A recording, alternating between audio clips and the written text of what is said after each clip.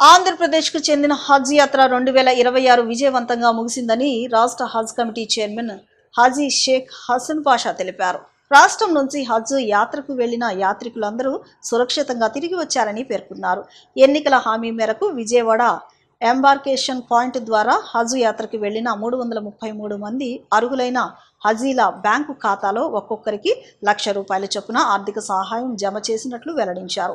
ఈ సందర్భంగా ముఖ్యమంత్రి చంద్రబాబు నాయుడు, ఉప ముఖ్యమంత్రి పవన్ కళ్యాణ్, మంత్రి నారా లోకేష్, మైనారిటీ సంక్షేమ శాఖ మంత్రి ఎన్ఎండి ఫరూక్లకు హజ్ కమిటీ తరపున కృతజ్ఞతలు తెలియజేశారు. అస్సలాము అలైకుం రహమతుల్లాహి వబర్కాతుహు. విజయవాడ ఆంధ్రప్రదేశ్ రాష్ట్ర హజ్ కమిటీ ఆధ్వర్యంలో జరుగుతున్న ఈ కార్యక్రమం ముస్లిమ్స్ సోదరులందరూ అందరికీ తెలియపరిచేది ఏంటంటే, ఈ సంవత్సరం 2026 పవిత్రమైన మక్కా యాత్రకి విజయవాడ మరియు బెంగళూరు మరియు హైదరాబాద్ నుంచి మన ఆంధ్రప్రదేశ్కి చెందిన 2000 హాజీలు పవిత్రమైన మక్కాకు బయలుదేరారు. మా కూటమి ప్రభుత్వం నారా చంద్రబాబు నాయుడు గారు ఎంతో శ్రద్ధతో వాళ్ళందరికీ విజయవాడ, బెంగళూరు, హైదరాబాద్ నుంచి పంపించడం జరిగింది. ఆయన సహకారంతో, ఈ కూటమి ప్రభుత్వం సహకారంతో, మరియు మైనార్టీ మినిస్టర్ గారైన ఫారూక్ గారు, మరి కొణిదల పవన్ కళ్యాణ్ గారు, నారా లోకేష్ గారు సహకారంతో, మైనార్టీల మీద ఉన్న శ్రద్ధతో ఈరోజు మక్కా యాత్రని పూర్తి చేసుకొని వచ్చారు. మన విజయవాడ ఎంబార్కేషన్ పాయింట్ నుంచి 333 మంది యాత్రికులు సౌదీ అరేబియాకి చేరుకున్నారు. వచ్చిన తర్వాత మేనిఫెస్టోలో చంద్రబాబు నాయుడు గారు ఒకటే చెప్పారు, నేను మక్కా యాత్ర విజయవాడ ఎంబార్కేషన్ నుంచి పోయే వారికి ₹1,00,000 ఇస్తానని చెప్పి వాగ్దానం చేశారు. ఆ వాగ్దానం ప్రకారము నిన్న ఫారూక్ గారు, మినిస్టర్ గారైన ఫారూక్ గారు ₹1,00,000 ఆయన ద్వారాగా మరియు నారా చంద్రబాబు నాయుడు గారి ఆదేశాల మేరకు ఆయన ప్రతి మక్కా వెళ్ళిన యాత్రికుల కోసం ప్రత్యేకంగా అకౌంట్లో జమ చేశారు. ఈ జమ చేయటం వలన నాకు ఒక చైర్మన్గా నాకు చాలామంది ఫోన్లు చేసి, మీ నారా చంద్రబాబు నాయుడు గారు చెప్పిన మాట ప్రకారం మా అకౌంట్లో జమ చేశారు ₹1,00,000. కాబట్టి మేము సంతోషం వ్యక్తం చేస్తున్నాం నారా చంద్రబాబు నాయుడు గారి గురించి, ఆయనకి ప్రత్యేకంగా దువా చేస్తున్నాం అని చెప్పేసి ప్రత్యేకంగా హాజీలందరూ ఫోన్ చేసి మాకు తెలియపరిచారు. నేను ముఖ్యంగా హాజీలందరికీ ఒకటే తెలియపరుచున్నాను, మీరందరూ వెళ్ళొచ్చారు, సుఖ సంతోషాలతో వెళ్ళొచ్చారు. ఈ ప్రభుత్వానికి మరీ దువా చేయాలని చెప్పేసి ప్రత్యేకంగా నేను వెళ్ళేటప్పుడు హాజీలకు చెప్పాను. దాని ప్రకారం వాళ్ళు వెళ్ళిన తర్వాత ప్రత్యేకంగా ఈ కూటమి ప్రభుత్వానికి ప్రత్యేకంగా ధన్యవాదాలు తెలిపారు. అక్కడ ఉన్న మక్కా యాత్రలో సమాజ సేవా కార్యక్రమాల నిర్వహణలో రోటరీ క్లబ్ ఎల్లప్పుడూ ముందుంటుందని టీడీపీ పొలిట్ బ్యూరో సభ్యులు టీడీ జనార్దన్ పేర్కొన్నారు. గతంలో అనేక సేవా కార్యక్రమాలు చేసిన రోటరీ క్లబ్ అదే విధంగా భవిష్యత్తులో కూడా ఈ సేవా కార్యక్రమాల్లో మరింత విస్తృత స్థాయిలో చేయాలని ఆకాంక్షించారు. గురునానక్ కాలనీలోని ఎన్ఏసి కళ్యాణ మండపంలో రోటరీ జిల్లా 3020 నూతన governor Guttikonda Sriram, Rotary club of Vijayawada East నూతన అధ్యక్షుడు ప్రముఖ న్యాయవాది దుర్గాప్రసాద్, కార్యదర్శి గద్దే రమేష్ల ప్రమాణ స్వీకార మహోత్సవం అత్యంత వైభవంగా నిర్వహించారు. ఈ కార్యక్రమానికి ముఖ్య అతిథిగా హాజరైన టీడీపీ పొలిట్ బ్యూరో సభ్యులు టీడీ జనార్దన్ మాట్లాడుతూ, ప్రపంచవ్యాప్తంగా రోటరీ క్లబ్లు అనేక సేవా కార్యక్రమాలు నిర్వహిస్తూ సమాజంలో ప్రత్యేక గుర్తింపు సాధించాయని చెప్పారు. ముఖ్యంగా పోలియో నిర్మూలన కోసం రోటరీ సంస్థలు చేస్తున్న కృషి ప్రపంచవ్యాప్తంగా ప్రశంసలు అందుకున్నాయని ఆయన పేర్కొన్నారు. విద్య, వైద్యం, పర్యావరణ పరిరక్షణ, సామాజిక సంక్షేమ రంగాల్లో రోటరీ సంస్థలు చేస్తున్న సేవలు ఆదర్శప్రాయమని కొనియాడారు. అనంతరం రోటరీ జిల్లా 3020 నూతన గవర్నర్ గుత్తికొండ శ్రీరామ్ మాట్లాడుతూ, సమాజాభివృద్ధి, పేద ప్రజల సంక్షేమమే రోటరీ సంస్థ ప్రధాన లక్ష్యమని అన్నారు. తన పదవీ కాలంలో ముఖ్యంగా గ్రామీణ ప్రాంతాల్లో సాగు, తాగునీటి సమస్యల పరిష్కారానికి ప్రత్యేక ప్రాధాన్యత ఇస్తారని తెలిపారు. గ్రామీణ ప్రాంతాల్లో రైతులు, ప్రజలు ఎదుర్కొంటున్న తాగునీటి సమస్యలను స్వయంగా పరిశీలించినట్లు పేర్కొంటూ, రోటరీ క్లబ్ తరపున వారి సమస్యల పరిష్కారానికి తన వంతు సహాయం అందిస్తారని హామీ ఇచ్చారు. Rotary Foundation trustee AS Venkatesh మాట్లాడుతూ, ప్రపంచవ్యాప్తంగా సేవా కార్యక్రమాల నిర్వహణలో రోటరీ సంస్థ ఇతర క్లబ్లకు ఆదర్శంగా నిలుస్తుందని తెలిపారు. గతంలో అనేక సేవా కార్యక్రమాలు చేపట్టినట్లు గుర్తు చేస్తూ భవిష్యత్తులో మరింత విస్తృత స్థాయిలో సేవా కార్యక్రమాలను నిర్వహించేందుకు కృషి చేస్తామని పేర్కొన్నారు. Rotary club of Vijayawada East నూతన అధ్యక్షులు ప్రముఖ న్యాయవాది దుర్గాప్రసాద్ మాట్లాడుతూ తనపై విశ్వాసం ఉంచి అధ్యక్ష బాధ్యతలు అప్పగించిన క్లబ్ సభ్యులందరికీ కృతజ్ఞతలు తెలిపారు.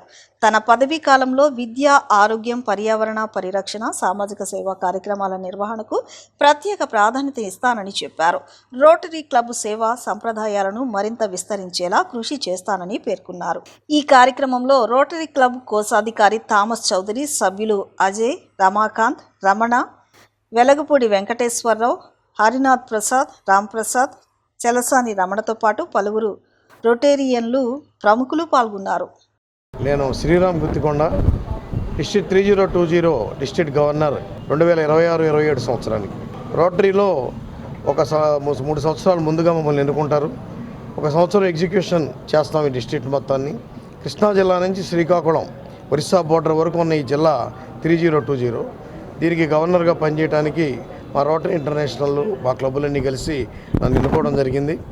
ఈ సంవత్సర కాలం పాటు మానవతా దృక్పథంతో మానవాళికి కావాల్సిన సేవలన్నీ చేయడానికి మేము సంసిద్ధమై ఉన్నాము. మేము మా 7 ఏరియాస్ ఆఫ్ ఫోకస్ అని చెప్పి మానవాళికి కావాల్సిన అన్ని సేవలు కూడా మేము చేస్తాము. ఈ రోటరీ ఫౌండేషన్ అనేది ఒకటి మాకు చాలా బలిష్టమైన సంస్థ.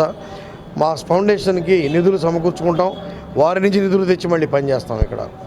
ఇక్కడ ఈరోజు నేను గవర్నర్గా ఈ సంవత్సరం నేను త్రాగునీరు, సాగునీరు అని రైతులకి ముఖ్యంగా మనం గ్రామీణ భారతానికి దగ్గరగా వెళ్ళాలి, వాళ్ళకి సేవ చేయాలి అనే ఉద్దేశంతో ఉన్నాను నేను. ఆ కార్యక్రమాన్ని అన్నిటికీ రూపకల్పన చేసుకున్నాం. ఆ విధంగా ముందుకు వెళదాం. ఇప్పుడు వీరు ఈ వెంకటేష్ గారు రోటరీ ఇంటర్నేషనల్ ఫౌండేషన్ ట్రస్టీ. వారు 26 నుంచి 30 వరకు 4 సంవత్సరాల పాటు ప్రపంచం మొత్తానికి సేవలు అందించబోతా ఉన్నారు.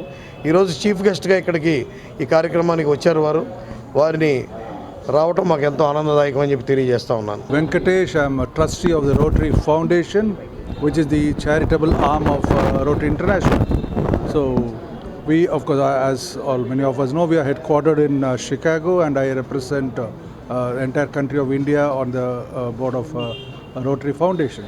So our main job is to ensure that wherever there is a need, as our governor was mentioning about the 7 areas of focus, it can be in education, it can be in healthcare, it can be in environment, it can be poverty alleviation, maternal and child health, or restoring peace and conflict resolution.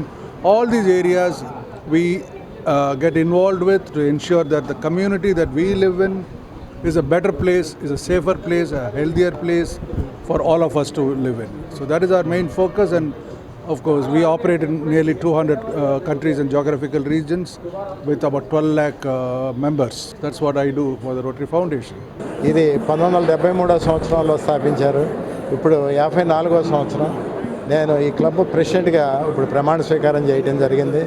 అలాగే ముఖ్యంగా ఈ రోజున మా club నుంచే గవర్నర్గా ఈ జిల్లాకి, అంటే రోటరీ జిల్లా కృష్ణా జిల్లా ఓల్డ్ డిస్ట్రిక్ట్స్ విజయనగరం జిల్లా వరకు ఉన్నాయి. వీటికి 3020 అనే రోటరీ జిల్లా అంటారు.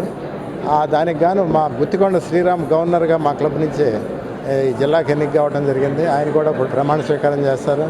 ఈ సంవత్సరం అంతా కూడా మేము నిర్దేశించుకున్న కార్యక్రమాలని, అట్లాగే గవర్నర్ గారు నిర్దేశించిన జిల్లాలోని కార్యక్రమాలన్నింటినీ కూడా విజయవంతంగా పూర్తి చేసేదానికి మేమందరం కూడా కృషి చేస్తామని తెలియజేస్తాం.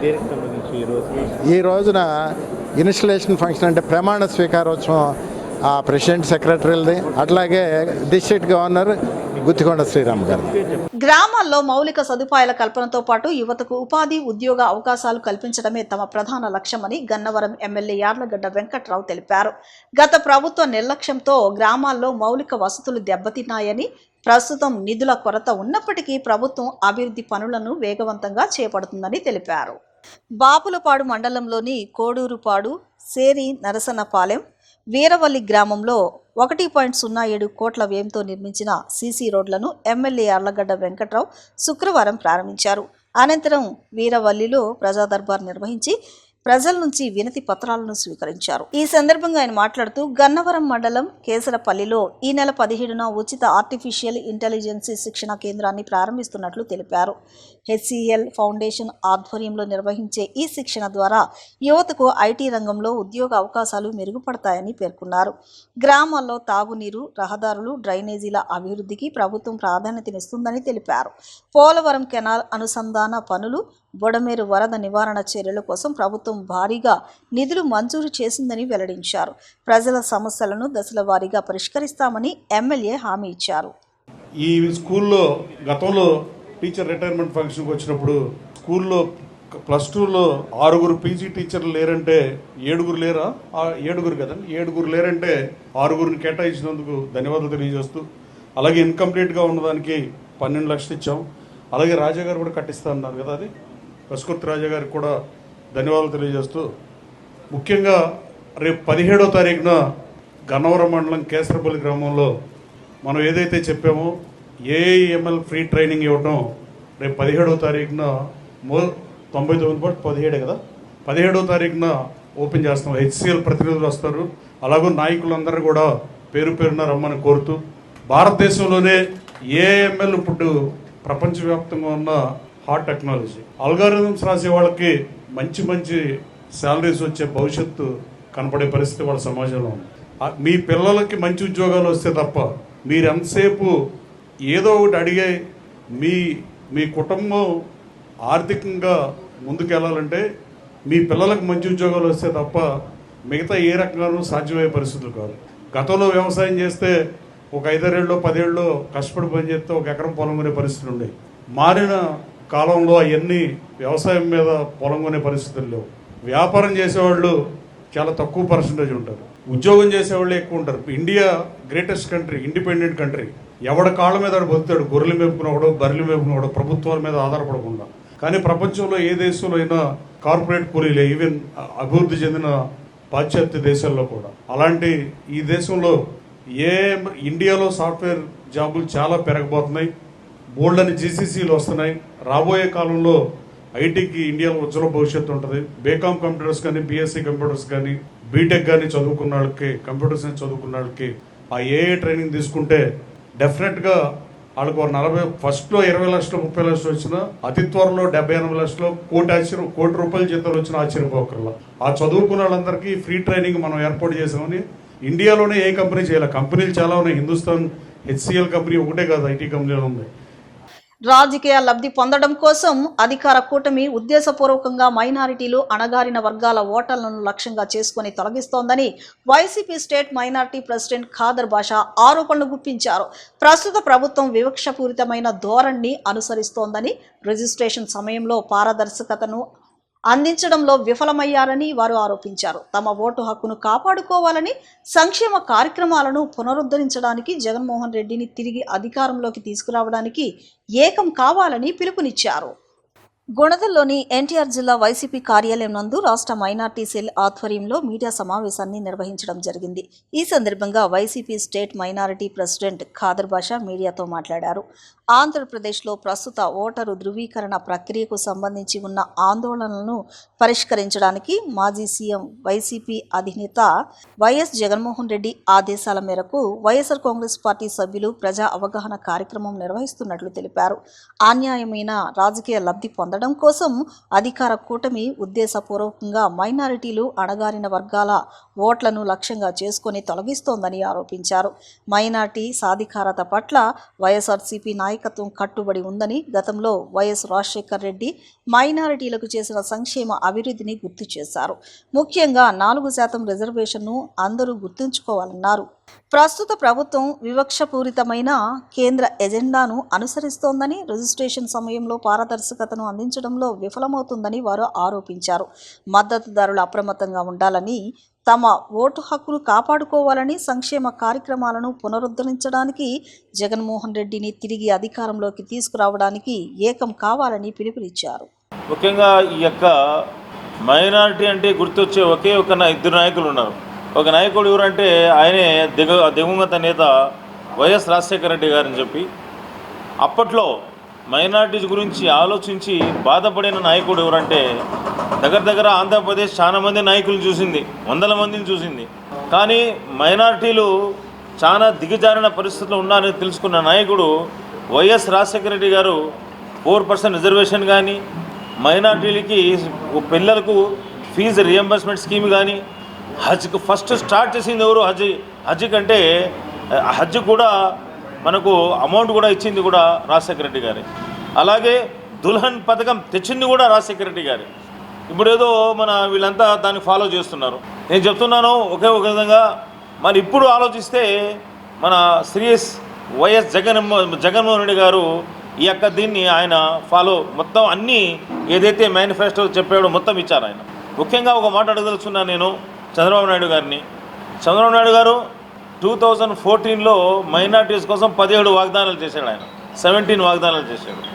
2-3 కూడా పూర్తి చేయలేదు ఆయన మహానుభావుడు. సరే మళ్ళీ ఇప్పుడు 2024లో 7 చేశాడు ఆయన. ఎక్కువ చేయకూడదులే అని చెప్పి 7 చేశాడు. ఆ 7 కూడా ఏడుస్తున్నాయి, 1 కూడా చేయలే. ఫర్ చిన్న ఎగ్జాంపుల్ ఏంటంటే హజ్ కమిటీ నుంచి మేము 1 లక్ష ఇస్తామన్నారు. మళ్ళీ ఉన్నటువంటి మాట మార్చి ఇక్కడ విజయవాడ నుంచి పోయిన వాళ్ళకి అంటే 2500 మంది ఆంధ్రప్రదేశ్ నుంచే వెళ్ళారు. కానీ మీరు ఇచ్చింది ఎంత? 314 మందికి ఇచ్చారు. అంటే ఇక్కడి నుంచి వెళితేనే మేము ఇస్తాము, మనం తెలంగాణ నుంచి వెళ్తే ఇవ్వమని చెప్పారు. కానీ వాళ్ళు ఆంధ్రప్రదేశ్ వాళ్ళే కదా, మీకు ప్రామిస్ ఏంది అని చెప్పి గట్టిగా అడుగుతున్నా. కాబట్టి మీరు ఏదైతే చెప్తారో చంద్రబాబు నాయుడు గారు కానీ కూటమి ప్రభుత్వం కానీ చేయొద్దు. ఇప్పుడు ఇంకోటి ఏంటంటే ఇక్కడ ముఖ్య కారణం ఏంటంటే ఎస్ఐఆర్ గురించి మాట్లాడడానికి మేమంతా వచ్చాము ఇక్కడ సింపుల్గా 5-6 నిమిషాల్లో. ఎస్ఐఆర్ ఏమి ఒక విషయం ఆలోచించమని కోరుకుంటున్నాను. 2002లో అంట ఎన్రోల్మెంట్ కావాలంట. అది కాకపోతే మేము ఆధార్ కార్డు చూడము, పాస్పోర్ట్ చూడము, రేషన్ కార్డు చూడము, ఏది చూడము, ఓన్లీ 2002 చూస్తామని చెప్పి గట్టిగా చెప్తున్నాం.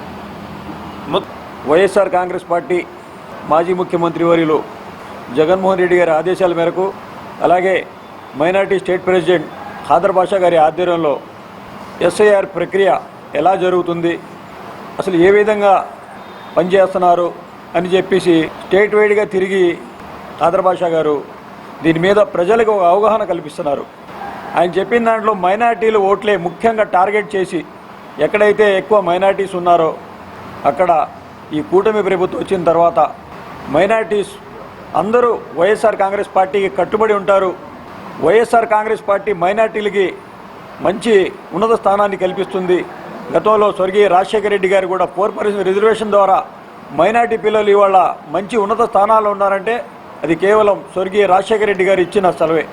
ఆ 4% రిజర్వేషన్ ద్వారే మైనార్టీ పిల్లలు మంచి ఉన్నత స్థానాల్లో ఉన్నారు. అలాగే జగన్మోహన్ రెడ్డి గారు కూడా మైనార్టీలకి పెద్దపీట వేసి ఒక డిప్యూటీ సీఎంగా కానివ్వండి, ఎమ్మెల్సీలుగా కానివ్వండి, మంత్రులుగా కానివ్వండి, చైర్మన్లుగా కానివ్వండి, అనేక వాళ్ళు రాజకీయంగా ముందుకు రావాలి, ఒక రాజకీయంగా ఎదగాలి, మైనార్టీస్ని కూడా ఒక అవగాహన కల్పించాలి అని చెప్పేసి ఒక మంచి సంకల్పంతో జగన్మోహన్ రెడ్డి గారు మైనార్టీలకు అండగా ఉంటుంటే మైనార్టీస్తో మాకేం పని లేదు, అలాగే ఎస్సీ ఎస్టీలతో కూడా పని లేదు అని చెప్పేసి కేవలం టార్గెట్ చేసి బడుగు బలహీన వర్గాల వారికి టార్గెట్ చేసి ఈ యొక్క ఓట్లని తొలగించడం జరుగుతుంది.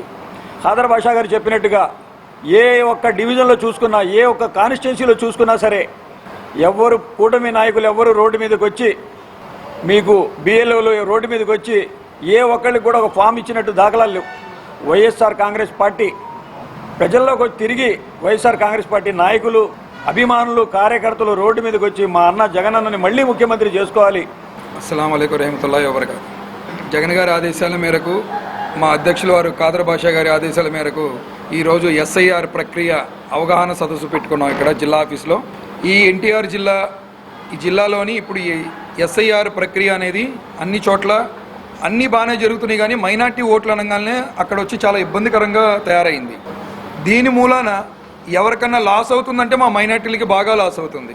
ఈ రోజున ఈ ఓటు హక్కు అనేది ఎలా తెచ్చారంటే నెక్స్ట్ నువ్వు నేషనాలిటీ చూపించుకోవాలన్న ఈ ఎస్ఐఆర్ ప్రక్రియ ద్వారానే మీరు రాబోయే కాలంలో కూడా మీరు నేషనాలిటీ చూపించుకునే ఇది ఉందని చెప్పేసి, ప్రూఫ్ ఉందని చెప్పేసి చెప్తున్నారు. మొన్న పాస్పోర్ట్ కూడా మన ప్రయాణానికే సరిపోతుంది, దాని నేషనాలిటీ లేదన్నారు.